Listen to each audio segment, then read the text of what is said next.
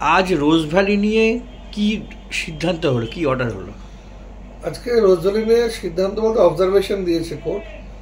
Court আগেও বলেছিল, প্রথম দিন থেকে বিষয়টা এটা ছিল যে এডিসি অ্যাসেট ডিসপোজাল কমিটি, যেটা আমরা জানি রোজ ভ্যালির জন্য গঠিত হয়েছিল কলকাতা হাইকোর্ট নিয়ে, তার কিছু হিসাবে গোলমেল অডিটেড না হিসাব দিয়ে এই নিয়ে বারবার কোর্ট তার যে ক্ষোভ সেটা প্রকাশ করেছিল। এটাও বলা হয়েছিল রোজ ভ্যালির একটা concern company, sister company, chocolate বলে নাম, chocolate group of hotels group of companies, তারাই ব্যবসাটা চালাচ্ছিল। মানে এই যে তার প্রপার্টিগুলোকে দেখভাল করছিল, টাকা তুলছিল কমিটিতে, এইটা নিয়ে কোর্টের আপত্তি ছিল এবং ডিপোজিটের তরফে আমাদের আপত্তি ছিল। আজকে যে বিষয়টা দেখা গেল যে আজকে দেখা যাচ্ছে যে এই চকলেট গ্রুপকেই দেওয়া হয়েছে এবং আজকে যারা চকলেট গ্রুপের আইনজীবী কোর্টে দাবি করছে যে ইডি তাদেরকে এই চালানোর ক্ষমতা দিয়েছে। এবং আজকে নথি দিয়ে আমরা কোর্টের সামনে এটা দেখাতে পেরেছি যে এডিসি অ্যাসেট ডিসপোজাল কমিটি কিন্তু তার যে এই চালানোর যে বিষয়টা, যেটা বললাম, যেটা কোর্ট মনে করছে কোনোভাবে সেটা চালানো সম্ভব না হাইকোর্টের ডিরেকশন ছাড়া, সেটা চালানো হয়েছে। বিভিন্ন খাতে টাকা এখান থেকে ওখানে ব্যয় করা হয়েছে, এইসব তথ্য দেখা হয়েছে।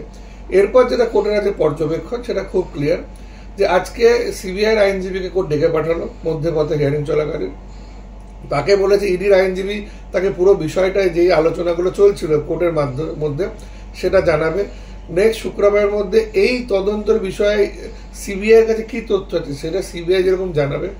এবং সিবিআইকে 15 দিন সময় ধার্য করে দেওয়া হয়েছে।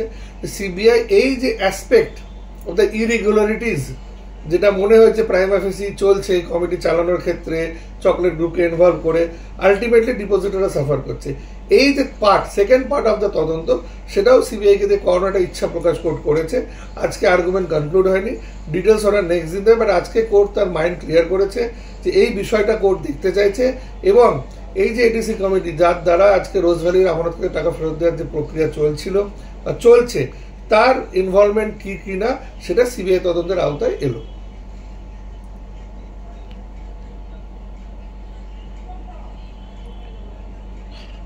এই কমিটি কে তৈরি করেছিল, কার নেতৃত্বে কমিটি?